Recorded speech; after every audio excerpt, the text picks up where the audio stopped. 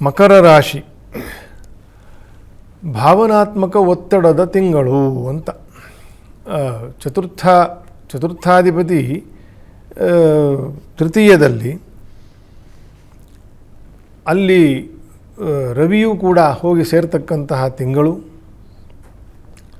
ಮತ್ತು ದ್ವಿತೀಯದಲ್ಲಿ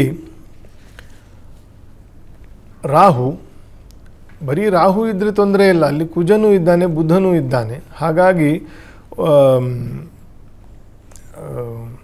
ನಾನಾ ವಿಷಯಗಳು ಮನಸ್ಸಿನಲ್ಲಿ ಏಳ್ತಾನೇ ಇರ್ತದೆ. ರಾಜಕೀಯ, ಸಿನಿಮಾ, ಕುಟುಂಬ, ಮನೆ, ಮಗ, ಮಗಳು, ಕೆಲಸ, ಇನ್ನೇನು ಮತ್ತೇನು. ಸೊ ಇದರ ಒಂದು ಜಂಜಡ ಅಂತ ಕರೀತಾರೆ, ಮಾನಸಿಕ ಜಂಜಡ.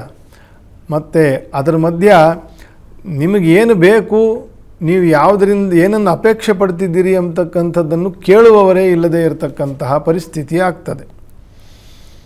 ಆಗ ಮನುಷ್ಯ ಭಾವನಾತ್ಮಕವಾಗಿ ಸ್ವಲ್ಪ ಎಕ್ಸ್ಪ್ಲೋರ್ಡ್ ಆಗ್ತಾರೆ. So control your sentiments, emotions.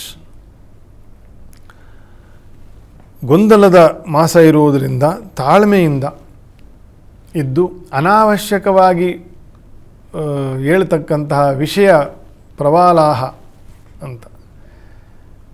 ವಿಷಯ ಪ್ರವಾಲಾಹ ಕರ್ಮಾನುಬಂಧೀನಿ ಮನುಷ್ಯಲೋಕೆ ಅಂತಂತ ಕೃಷ್ಣ ಏನು ಗೀತೆಯಲ್ಲಿ ಹೇಳ್ತಾನೆ. ಅನೇಕ ವಿಷಯ ಪ್ರವಾಹ ಥರ ಬರ್ತಾ ಇರ್ತದೆ.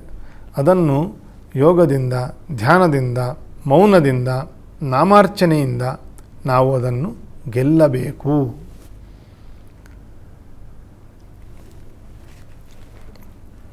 ಅಸಂಗ ಶಸ್ತ್ರೇಣ ದೃಢೇನ ಚಿತ್ವಾ ಅಂತಂತಾನು ಕೂಡ ಅದೇ ಗೀತೆಯಲ್ಲಿ ಹೇಳಿರ್ತಕ್ಕಂಥದ್ದು. ಈ ಒಂದು ವಿಷಯದಲ್ಲಿ ಕೂಡ ಮಕರ ರಾಶಿಯವರಿಗೆ ಅದು ಅಪ್ಲೈ ಆಗ್ತದೆ.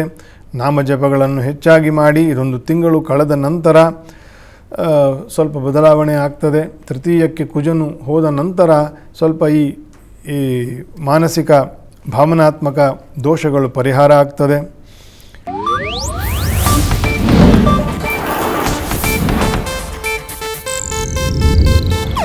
ಇದು ಏಷ್ಯಾನೆಟ್ ನ್ಯೂಸ್ ನೆಟ್ವರ್ಕ್ ಪ್ರಸ್ತುತಿ.